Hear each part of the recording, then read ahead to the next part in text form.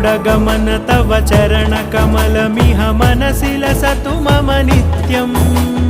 गरुडगमन तव चरणकमलमिह मनसि लसतु मम नित्यम् मनसि लसतु मम नित्यम् मम तापमपाकुरु देव मम पापमपाकुरु देव मम तापमपाकुरु देव मम पापमपाकुरु देव